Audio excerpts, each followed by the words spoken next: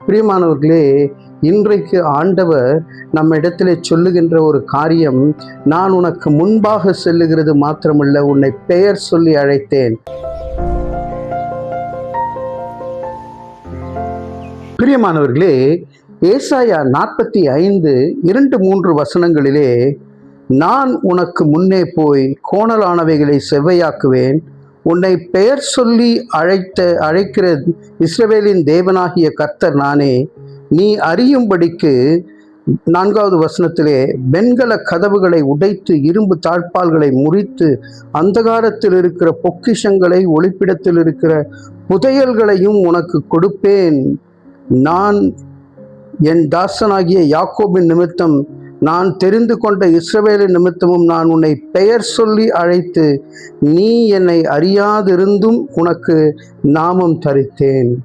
ஆண்டவர் சொல்லுகிறார், உங்களுக்கு முன்பாக செல்கிறது மாத்திரமல்ல, அங்கே உன்னை பெயர் சொல்லி அழைக்கிற தேவனாக இருக்கின்றேன்.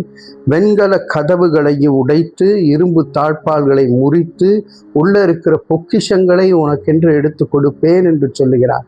பிரியமானவர்களே, இன்றைக்கு ஆண்டவர் நம்ம இடத்திலே சொல்லுகின்ற ஒரு காரியம், நான் உனக்கு முன்பாக செல்லுகிறது மாத்திரமல்ல, உன்னை பெயர் சொல்லி அழைத்தேன்.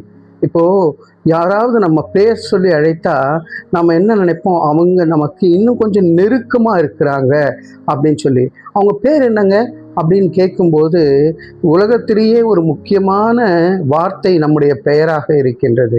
அந்த பெயரை தப்பாக உச்சரித்தாலும் நமக்கு கஷ்டமாக இருக்கும். அதே போல் ஆண்டவர் சொல்லுகிறார், உன்னை பெயர் சொல்லி அழைக்கின்ற தேவன். எத்தனை பேர் இருந்தாலும் அந்த இடத்துல ஆண்டவர் நம்மை அறிந்து வைத்திருக்கிறார். பெயர் சொல்லி பார்க்கும்போது, only if you know them you will call them by name. ஆண்டவர் ஆதியாகமம் 21வது அதிகாரத்தில் பார்க்கும்போது, ஆகார் அங்கே அந்த வனாந்தரம் வழியாய் செல்லும் பொழுது, குழந்தை தண்ணி இல்லாமல் செத்து போக போகுது, நான் என்னால் பார்க்க முடியாதுன்னு என்று அம்பு எறிகிற தூரத்திற்கு வைத்துவிட்டு அவள் கண்ணீரோடு இருக்கின்றாள்.